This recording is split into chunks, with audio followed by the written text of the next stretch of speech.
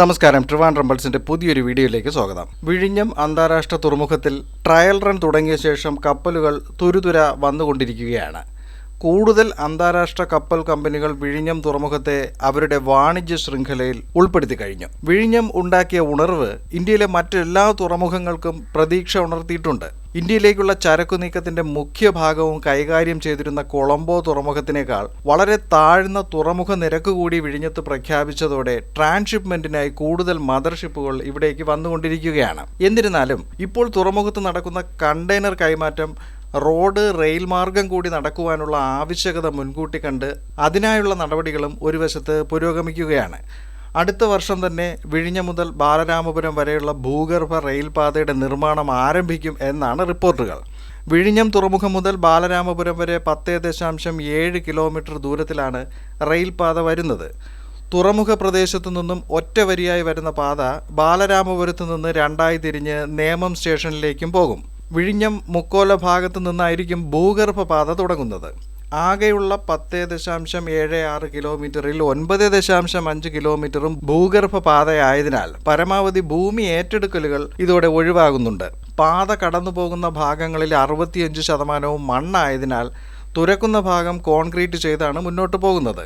ഇതിനായി ഓസ്ട്രിയൻ സാങ്കേതിക വിദ്യയിലുള്ള ടണൽ നിർമ്മാണ രീതി ഉപയോഗപ്പെടുത്തുമെന്നും നേരത്തെ വാർത്തകളുണ്ടായിരുന്നു. വിഴിഞ്ഞം വില്ലേജിലെ ഏകദേശം 82.90 ആർ ഭൂമിയും ഏറ്റെടുക്കേണ്ടി വരും. കുറച്ച് മരങ്ങൾ മുറിച്ചു മാറ്റുക എന്നല്ലാതെ മത, സാമൂഹ്യ, സാംസ്കാരിക കേന്ദ്രങ്ങൾക്കോ ജനവാസ കേന്ദ്രങ്ങൾക്കോ നാശനഷ്ടങ്ങൾ ഉണ്ടാകില്ല എന്ന് സാമൂഹ്യ ആഘാത പഠന റിപ്പോർട്ടിൽ പറയുന്നുണ്ട്. റവന്യൂ വകുപ്പ് ഭൂമി ഏറ്റെടുത്ത് തുറമുഖ കമ്പനിക്ക് കൈമാറുന്നതോടെ കൊങ്കൺ റെയിൽവേയുടെ നേതൃത്വത്തിൽ പണികളും ആരംഭിക്കും.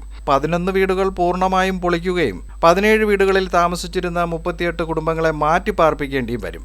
റെയിൽപാത നിർമ്മാണം 42 മാസം കൊണ്ട് പൂർത്തിയാക്കുവാനാണ് ഉദ്ദേശിക്കുന്നത്.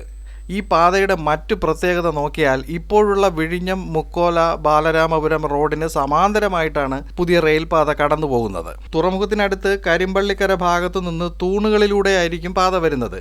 25 മുതൽ 35 മീറ്റർ ആഴത്തിലാണ് ഭൂഗർഭപാത കടന്നു പോകുന്നത്.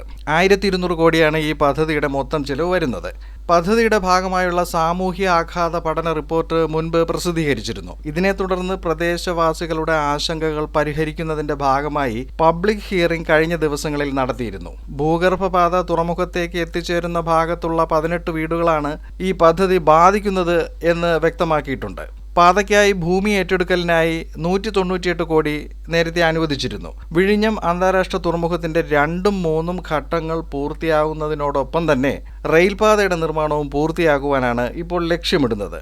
പദ്ധതി യാഥാർത്ഥ്യമാകുമ്പോൾ ബാലരാമപുരത്ത് ഒരു കണ്ടെയ്നർ യാർഡ് വരികയും ഇവിടം സിഗ്നൽ സ്റ്റേഷനായി ഉയർത്തപ്പെടുകയും ചെയ്യും. ഇനിയുള്ളത് വിഴിഞ്ഞവും നാഷണൽ ഹൈവേയും തമ്മിൽ ബന്ധിപ്പിക്കുന്ന റോഡിന്റെ കാര്യമാണ്. ക്ലോവർ ലീഫ് മാതൃകയിലുള്ള ഇന്റർസെക്ഷനാണ് ഇവിടെ ഇപ്പോൾ രൂപകൽപ്പന ചെയ്തിരിക്കുന്നത്. അതിന്റെ വിശദാംശങ്ങൾ മറ്റൊരു വീഡിയോയിൽ പോസ്റ്റ് ചെയ്യുന്നതായിരിക്കും. അതിനു മുന്നേ തന്നെ താൽക്കാലികമായി സർവീസ് റോഡിലൂടെ കണ്ടെയ്നർ നീക്കം നടത്തുന്ന തരത്തിലുള്ള സംവിധാനത്തെപ്പറ്റി ആലോചിക്കുന്നുവെന്നും വാർത്തകളുണ്ട്.